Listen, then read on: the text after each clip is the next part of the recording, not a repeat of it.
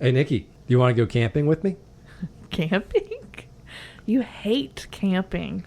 I just thought I would like to go out and spend a night in the woods. Oh my God, you're so cheesy. I see what you did there. Because today we're talking about Night in the Woods. And this is Press Any Button. I'm Eric. And I'm Nikki. And we are indeed talking about Night in the Woods, which is a 2017 single-player adventure game developed by Infinite Fall and published by Finji. The story follows a young woman named Mae Borowski who drops out of college and returns to her hometown to find unexpected changes. It's very vague. Very and ominous. Ooh. Vague and ominous. That's kind of the overarching vibe to this game. I like it. And I'll go ahead and put out a spoiler warning. There are some pretty big twists in the story, and we're going to be talking about it, so heads up. Because the story is the main component of this game. It is. Yeah. You ready to get started? Yeah, let's do it. Let's go.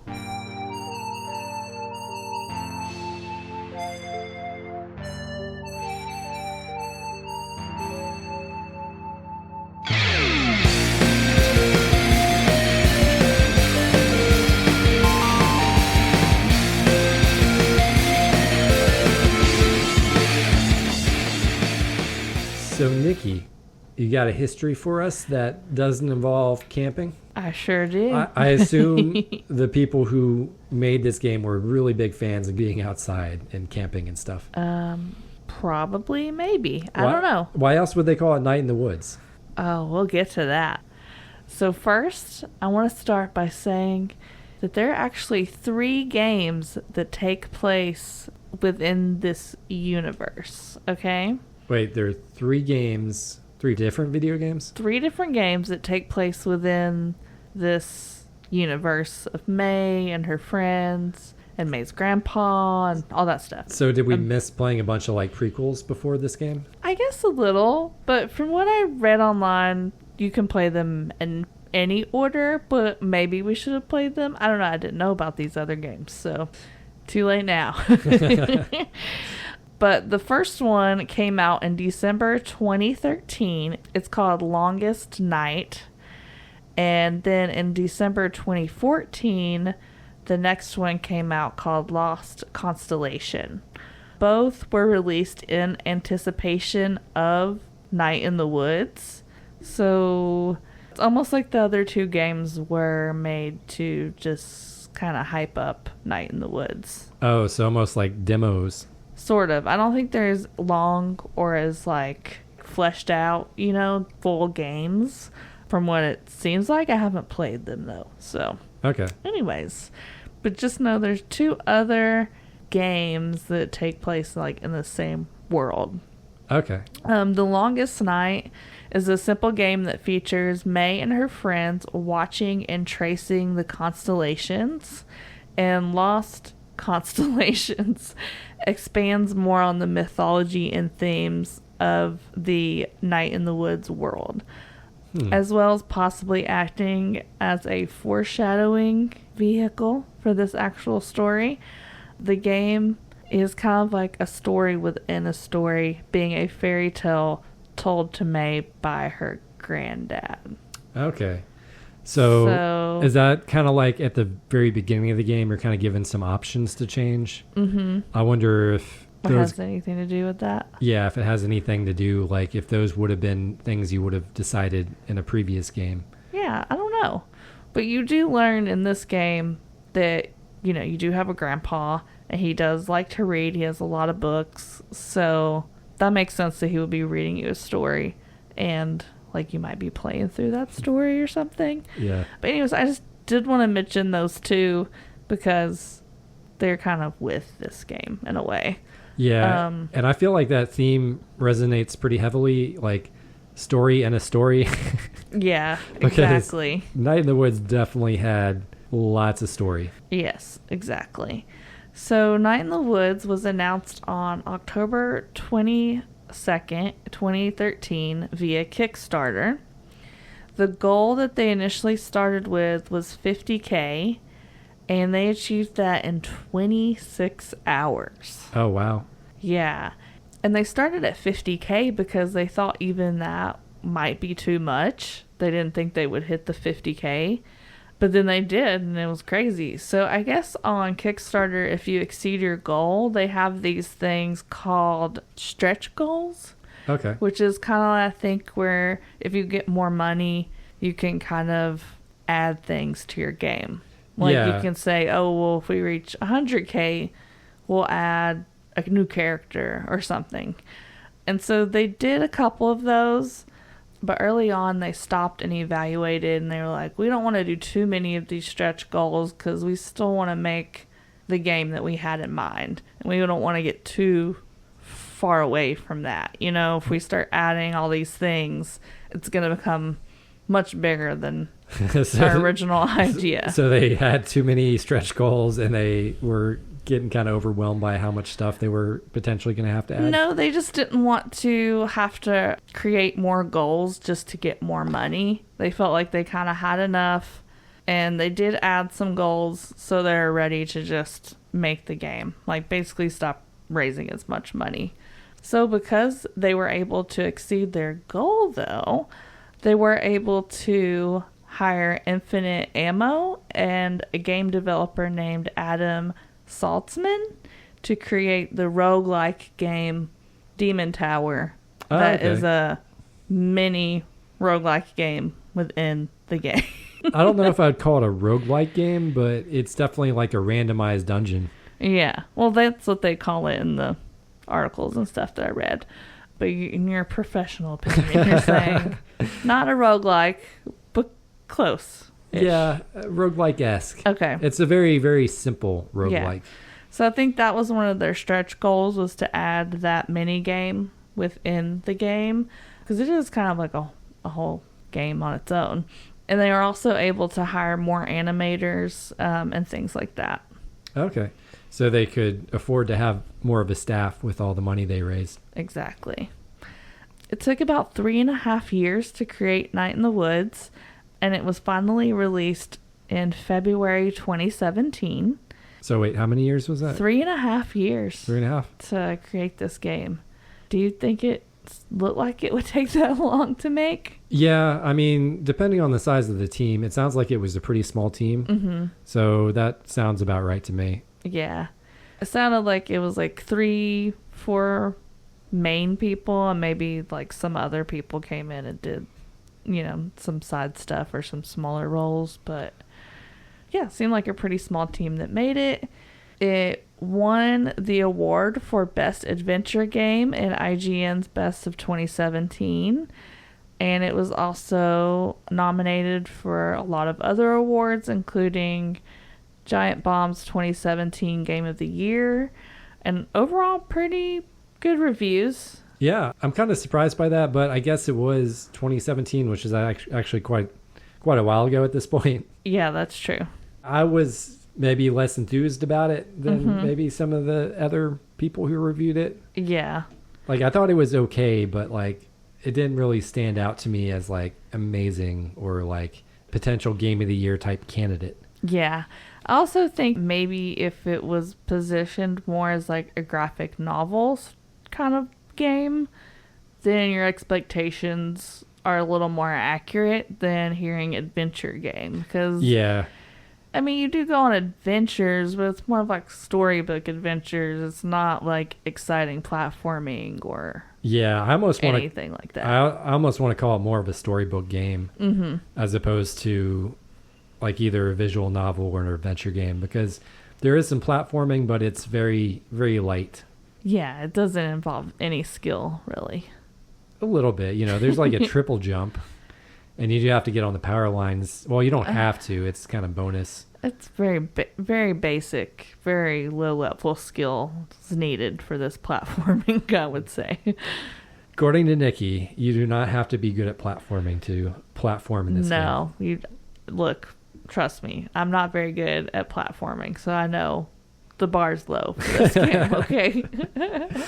Gotcha. Yeah, so Eric, are you ready for some fun facts? Yeah, let's do the facts. Yeah. All right, so the game title was taken from the first song on the World Inferno Friendship Society, that's a band, their album called The Bridgewater Astral League.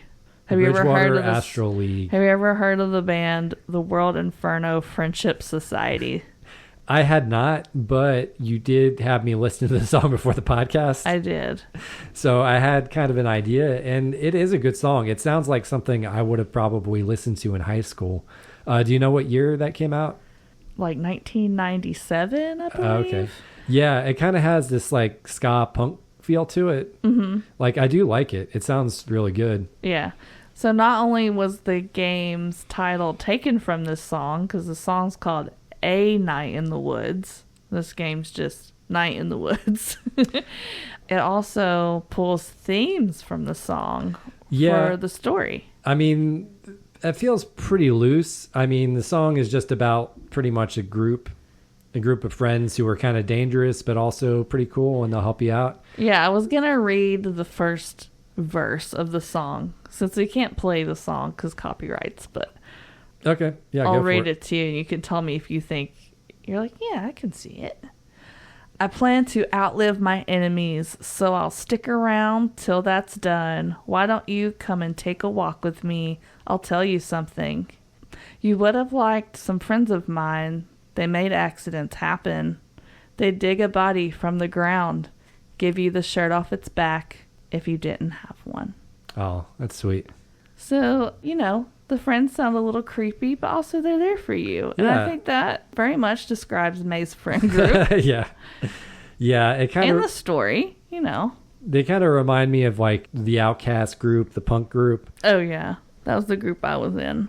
Yeah. For sure. Yeah, I definitely hung out with that group at lunch and stuff. And I always was like a big fan of like punk and ska music in high school. Yeah. So, yeah, I definitely related to that crowd a lot. Mm-hmm. So, and A Night in the Woods, the song, it sounded like ska-ish to me. Yeah. I actually liked the song. It was pretty cool. Yeah, I liked it too. I'm actually probably going to go back and listen to more of that band. Yeah, awesome. All right, fun fact number 2. Writers confirmed Mae is canonically pansexual. This is supported further by a couple of events and lines of dialogue in the game. The first is Mae is open about her prospective relationship with a male raccoon named Cole, but she openly flirts with a female bear named Bombshell at a party that she attends with Bee. Oh, yeah, I do remember that. Yeah. When asked about her dream date, Mae responds, wrestling. I don't care if it's a guy or girl, but they have to be like grr, because I don't even want to date someone who's not like grr. So I thought that was kind of interesting, random piece of information. Like, she's not just bi, she's pansexual. Yeah, I thought that was cool. I also appreciated Greg and Angus's relationship. They're so cute. Yeah. And then fun fact number 3, speaking of Angus, while not official in the game, one of the creators of Night in the Woods, Scott Benson, has stated that Angus's singing voice is very similar to that of Dickie Barrett's. Dickie Barrett's? Yes. Who is Dickie Barrett? I feel like you should know who Dickie Barrett is. It's like a lead singer of a band that you like, also in the ska genre. I don't know people or names. Okay, well, Dickie Barrett is the lead singer of the Mighty Mighty Boss Tones. Oh, okay, yeah. So we're getting a theme here. I think the creators are into ska music, don't you think? Yeah. I was never big into Mighty Mighty Boss Tones. I like that one song, but I was into some other ska bands. Okay, my bad. I thought you liked them more.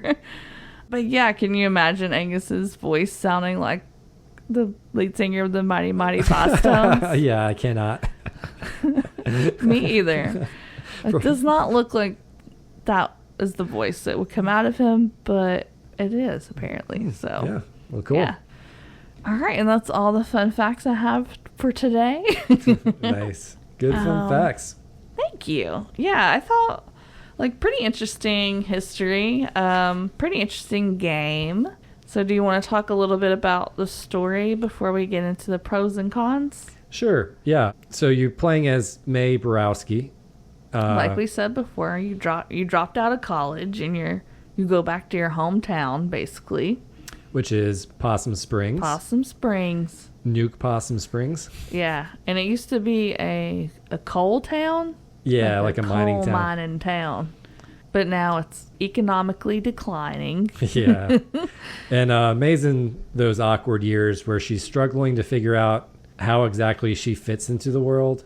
So after she drops out, she clearly wants to go back to things as they were before she left. But her friends, Greg, Angus, and Bee, are all kind of moving on with their lives. Exactly. She's still trying to hold on to that youth. Yeah. She even like goes around town, talks to the teens and like the kids, and she's like, I'm not that much older than you, you know. And it's like, oh, Mae, don't be that person. Yeah, she's trying to get back to where she was previously before she went to college. And yeah. I found her to be pretty relatable, at least in some ways. Yeah, I think her and all of her friends are relatable in a lot of ways. Yeah, they kind of remind me a little bit of my friend group. Yeah, I can see that. Anyway, so yeah, you pretty much just spend your first few days living at your house and hanging out with your friends. Exploring, learning like the layout of the city. So the first real big thing where it's like, ooh, this might be a little creepy, is that you and your friends find an arm just laying on the street, not attached to anybody. Yeah. Yeah, just an arm. And of course, you know, the reaction is appropriate, which is to poke it with the stick. Yeah. Well, because Mae and her friends are weird. Like, that would not be I watch too much true crime. I'd be like, I can't tamper with the evidence. They're going to think I'm the killer. Yeah. But, you know, they're also teens, or like close to teens. They're like 20. Very, very early 20s. You know. So yeah, you find the arm and then you kind of go along hanging out with your friends. And then like the next major thing is on the Halloween festival. Yeah.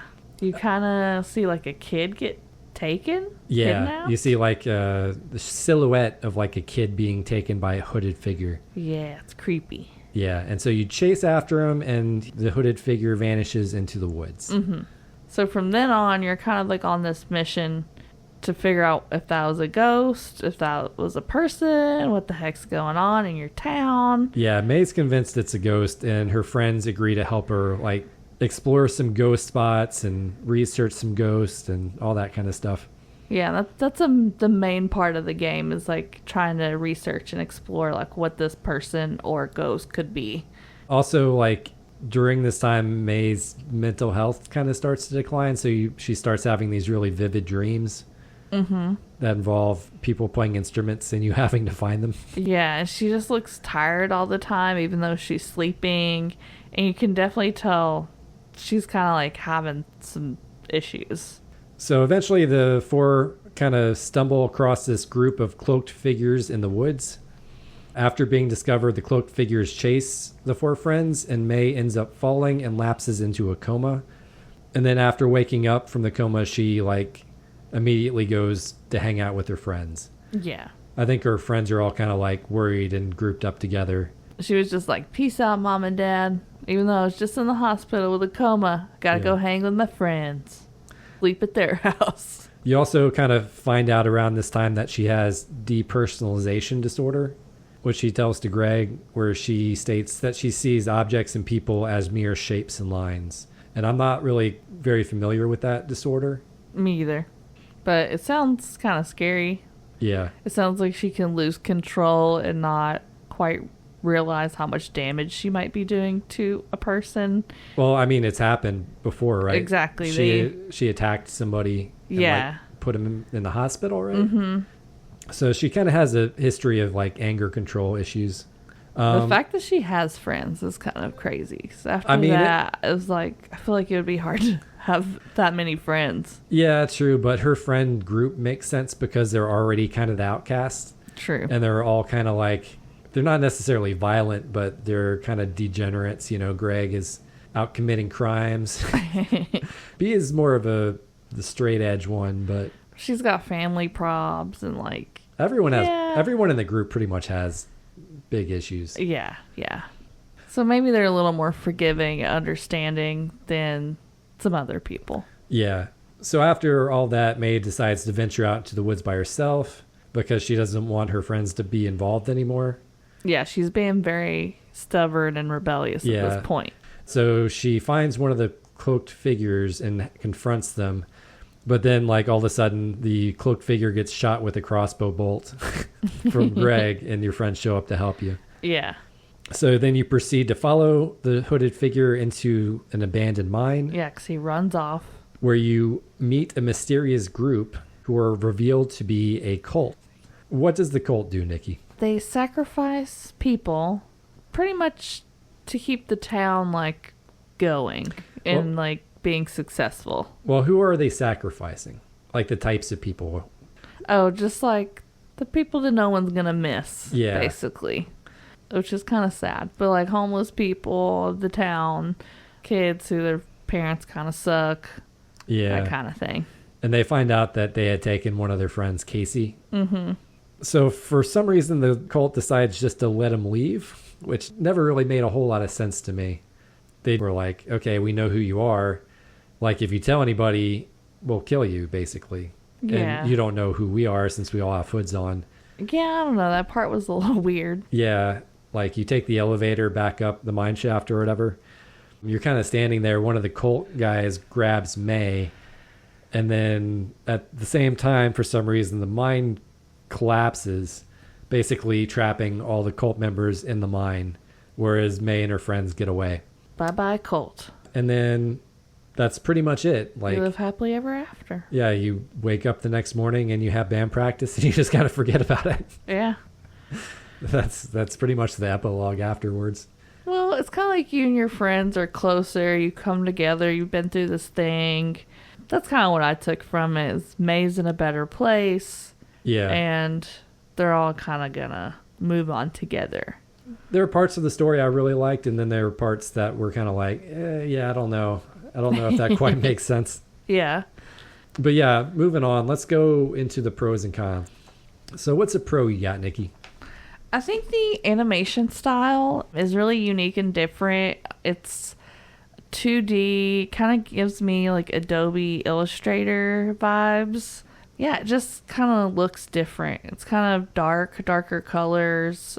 Everything kind of lends itself to the story, and yeah, I just think it looks cool. Yeah, just the level of detail in the art and animation is fantastic. Like, if you go out into the town and stuff, you have like squirrels running around, birds flying, you have like everything going on, raccoons in the background. Yeah. Even just like when Mae is standing there, she'll do this thing where her ear will kind of twitch. I thought that was really cool. Yeah. Just the little things with the animation is just really phenomenal. I love the animation. Yeah. They pay attention to all the little details of everything, which is pretty cool. So one of the things I liked was that on Mae's laptop, there's a game you can play called Demon Tower. Mm-hmm. I know that was one of your favorite parts of the whole game. It could honestly be a standalone game from this game. That's what I thought, too. If it had just gotten fleshed out a little bit more. Mm-hmm. That was probably my favorite part of this game, was that little mini game. Yeah, I know you said you spent like 2 or 3 hours alone just trying to beat that game, right? Yeah, I went back and played it again, and it only took me closer to 30 minutes to beat it. Oh, wow. That's cool. You gained a lot of skills. Yeah, I mean, once you kind of figure out the patterns of the enemies, it gets a lot easier. Yeah, for sure. All the characters in this story are great. They all have a lot of layers to them, and they all have like their own things they've been through and their own separate hobbies and everything. So it's like, even though they're a friend group, they're all pretty different, and they all go do their own stuff at certain points through the game. It just feels like authentic characters, like real friends in a way. Yeah. You know? The real way that you kind of like piss each other off, but Exactly. then you kind of come back together in the end. Where you kind of poke fun at each other. The writing for the dialogue is really good in this game. It's really funny. There's a lot of wit. Yeah, a lot of quips. Banter. Yeah. Just like nicknames and slang terms, and like, it feels very authentic. Yeah. And I also felt like the twists in the stories were pretty good. Mm-hmm. Because, yeah, I didn't see the child kidnappings being a thing, and then I didn't see the cult being a thing. Uh-huh. Those both were pretty unexpected to me. Yeah. I thought it was going to be more of a metaphorical thing, not like a literal. But another thing I really liked was just the music. I thought was excellent. Yeah, the music is really good in this game. And then that kind of blends into this like rhythm mini game where you kind of play bass for your band that's included that I thought was pretty fun. Kind of like a Guitar Hero-ish game. Yeah, like kind of like a bass hero. Yeah, bass hero. I like how inclusive the game is as far as genders, relationships, sexual orientations, that kind of thing. They're all animals, so like race and that kind of stuff doesn't really matter. But yeah, I think there's like a good amount of inclusivity with this game. And they didn't like there aren't really stereotypes too, which was nice. Exactly, yeah. They treated them like real people. Yeah, and they weren't afraid to shy away from some more deep, harder to talk about issues, I think. Yeah, with some of the characters. Yeah, some mental health issues and some parental abuse issues and stuff like that. Yeah, the game definitely gets deep, and I would definitely say that if you're thinking about playing it, just know that they address a lot of mental health issues in this game. Oh, yeah. So definitely think about that. Another thing is, like I said before, the amount of details are really cool, and something I thought was kind of funny in a way is like all of the townsfolk are animals. You have Mae is a cat, B is like an alligator, right? Yeah. Angus is a bear, and Greg is a fox. Yep. But then like Mae's walking down the street, she's a cat, but then you see like a regular cat walk by her.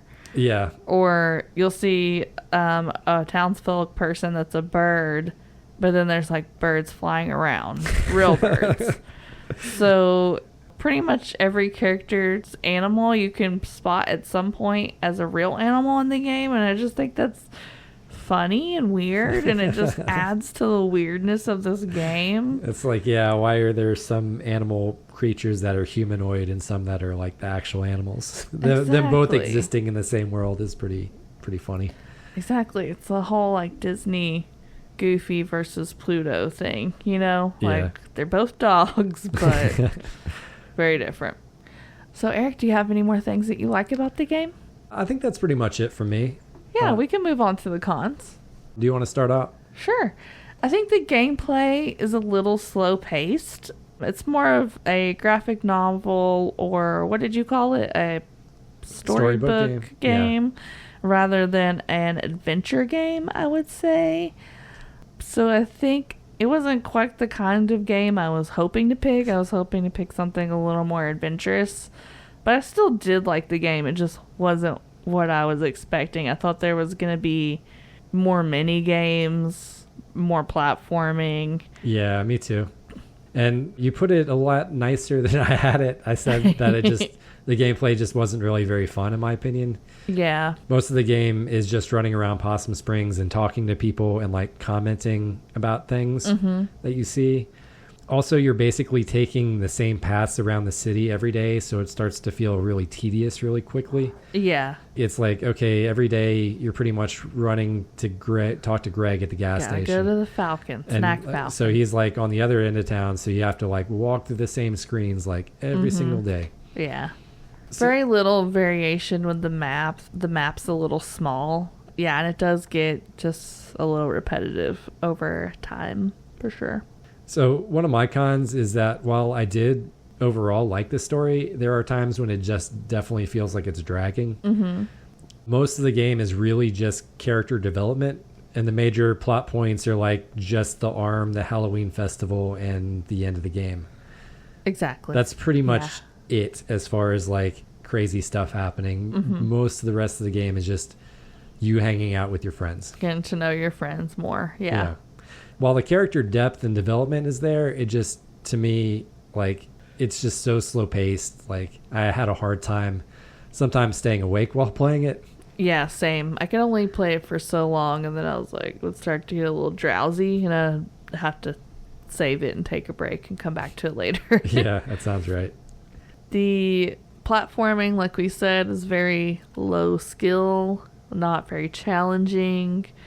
The platforming, I feel like they could have made it a little more challenging, for sure. You have that triple jump, but it's about it. It's about as exciting as it gets. There's not a lot of areas to platform either. That's what feels lacking to me. Yeah, they set it up so you have all these layers. You have, like, the bottom layer of your town, and then you have a middle layer that you can get to with the power lines. And then you kind of have a top layer where you can sort of jump up on the buildings. Yeah, the rooftops. So I feel like they could have did a little bit more with the platforming, because in the dream levels where you're finding all the different parts of the band to complete the song, like there's these dreams that you have where you have to find all the band members and they're kind of spread out. And it's sort of like a puzzle. It's like find the platforming direction that's going to get you to these characters. I feel like they could have used more of that platforming in the city. Yeah. You know? Yeah. Because that was a little more challenging and fun. I liked those. I agree. Yeah. So you have the dream sequences, and it really is. That's kind of like the most platforming part of the game. It's kind of like a puzzly platform. Yeah. And those are okay, but yeah, you're really just trying to find specific things. You're not really like, dodging anything, or it's just very low key. Yeah. Low key, low stress. Pretty chill game. Yeah. So if you're looking for that, this is great for you. Yeah. Sure. Well, low stress minus like all the mental health kind of darker issues, but Yeah. As far as like gameplay goes, your heart rate's probably not gonna get super amped up. So one of my cons is, while there are mini games to kind of break up the story, most just aren't very well fleshed out. Like, you have Demon Tower and the rhythm music game, and those are like the best ones. All the other mini games are just really, really simple and like not that interesting. Yeah, they kind of remind me of those games that you would play like on a website back in the day. Yeah, exactly. That were free. It'd be like, oh, I'm gonna throw this ball, hit it with a baseball bat, and that's the whole game. Yeah, kind of stuff like that. Yeah, it's just really basic stuff. Yeah, I agree. My final con is that there are points in the game where you go into this first-person view that allows you to interact with some objects. Like when you interact with the post board in town, you see like the flyers, you see a yarn ball, and you can kind of pick them up and put them down. The problem is that you can't really accomplish anything when you do this. Yeah, there's no real reason to do it. Yeah, it just doesn't do anything. Like, you can pick them up and put them back down.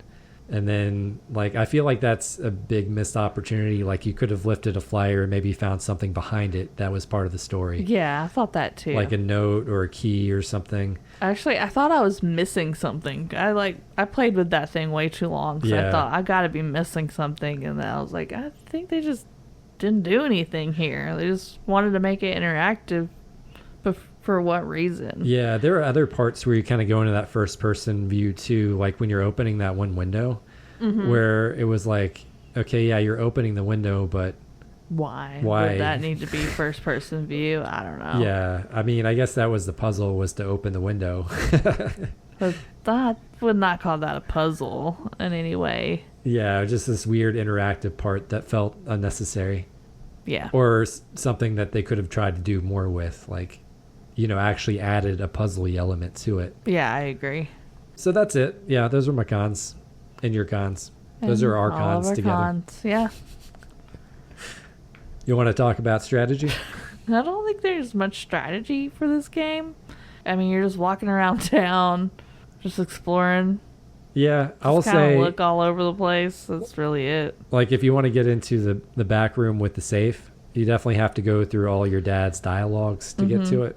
So it's one of those where it's sometimes there are characters that have multiple dialogues, like after another, where you have to just talk to someone over and over again, especially with your mom and dad, where it was like every time you talk to them, you'll have like 3 or 4 dialogue rounds. You just have to keep going until you don't see that speech bubble anymore. Yeah, pretty much. It ends up being a lot, and it's like, maybe I don't want to like keep having these conversations. I'm tired of this. So my other bits of strategy are just based on Demon Tower. I figured. I knew you were going to have some strategy for that. So even though the rooms and enemies are randomized each time you die, or play a level or whatever, the path you would take to the key in the boss door doesn't change. So once you find the door where the key is, like, you can just keep going that same path every time. Same thing with where the boss room is. It doesn't change spots. So even though the rooms and the enemies change, like, those spots are the same each time. That's not cool. what I didn't realize that. Why did they not change that up? Is it that hard to move where the door is? Or the exit is? No, I think it was more of a sympathetic thing. Like, hey, you don't have to keep looking everywhere for this door. Okay, fine. That was my guess. And then the other thing is just, I think I kind of already mentioned that there are certain attack patterns. And once you kind of figure out those attack patterns, you still might occasionally get hit, but it's a lot easier to dodge. Mm-hmm. Like the little arrow shooting guys, like, as soon as you see them, they'll quickly dash, shoot an arrow, and then pause. And that's the best time to hit them. Because after they pause for a second, they'll dash again and shoot another arrow. Yeah. What do you get when you beat the game? I didn't beat it. Just a entry in your journal. Oh, okay. So if you're trying to get all the sketches. Oh, yeah, you have a journal where you write and draw little things in. Yeah, I think we forgot to mention that. We did. Yeah, you get those throughout the game, but that's probably a trophy people try to collect, I bet, trying to get all the pages in the notebook. That might have related to the challenge you gave me, which was to play through it 4 times. Mm-hmm. Because I'm pretty sure in order to get all the sketches, you probably had to do different orders of things. Mm-hmm. Like, you don't have a lot of control over where this game goes other than, like, who you hang out with on a given night. Yeah, that's really the only choices you get to make. Yeah. Other than that, you're pretty much just along for the ride. When I was looking up things about the game and trying to figure out the challenge, I thought that you had to play through the game 4 times to get through Act 4, and that was not the case. No, it was not. So I really just wanted you to get through Act 4 and finish the game, essentially, was my goal with that. But the way that it was worded on the website, it made it sound like you had to play through it several times. So I'm thinking that is true. What you said is, like, maybe you have to play through 3 or 4 times to get all of those sketches. And maybe you get something if you get all the sketches. But well, you were looking at the achievements when you gave me that, so that's probably what happened. I was worried about finding too many spoilers for it, so that's my fault. So, Eric, did you play through this game 4 times? No, I didn't. But you did get through the 4th act, and you beat the game and everything. Yeah, I beat the game. Yeah, cool. Do you still want to wrap anyway? I mean, I'll let you choose. You can say no, because, like, I kind of misworded it. So do you want to wrap anyway? Yeah, sure. I mean, I'll honor the spirit of the podcast, and I'll go ahead and wrap. All right. Thanks, man. All right. Hey, it's me with the MC, the inevitable Gregory Lee. Low-key parking lot debris, on a crime spree to sightsee. The Snack Falcon MVP. Take what you want for free. Guarantee I'll never see 23. Just Angus, me, and B. A detainee at Possum Springs. Wish I could grow wings and sing to a different set of strings. Clinging to the sound of burning this place to the ground. Fuck around with nukes and bound. Crown of the radiated mound. Some days are up and some are down. Like a toy that wasn't wound. Or my sheep that came unbound. Forever free and never found.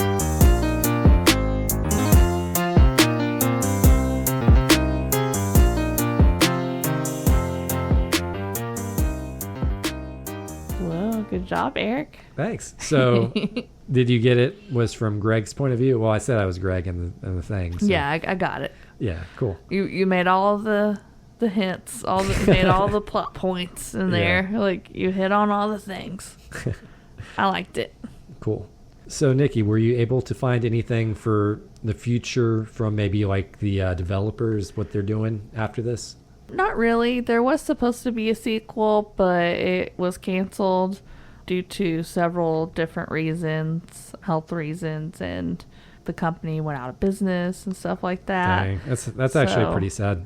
I don't think there is going to be much of a future for this game franchise or series, unfortunately.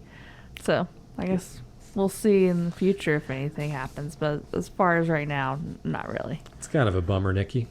Sorry, I was having a good night up until that point. Well, you know what? I do have some good news for you. You do? Uh-huh. Our next episode, we got a special guest. And it's also our season finale. Wow. Oh, nice. yeah. So we've got my friend from improv, Aaron McGeehee, coming on. Yeah, that's awesome. We know and love Aaron here at Aaron the is great. podcast. So, Eric, do you want to read the email that Aaron sent us so we know what game and challenge we're going to be doing? Okay, so this is what Aaron says. Okay. I'm going to challenge you to complete Area 10 on Royal Match. You have to build out the whole scene by earning enough stars, beating enough levels to open Area 11. Ooh. I don't know if that's a tough enough challenge, but it is a hard game to figure out a challenge with. Signed, Aaron. Yeah, I would imagine. So I know this is a mobile game, so I'm kind of excited about that because we can just play anywhere. We don't have to be at home. But I think it's like one of those match 3 kind of games, or like Candy Crush or something like that. Bejeweled, right? Or Bejeweled. So those don't really ever end. So I don't think she could be like, beat the game. So yeah, I'm sure it was kind of hard to come up with a challenge. She could be like, beat the game, but that would be pretty cruel. Yeah, that'd be like a challenge I would come up with. Well, anyways, I'm excited to have my friend on. Nice. And also excited for our season finale. So yeah, till next time. Yeah, me too. All right. Bye. Bye.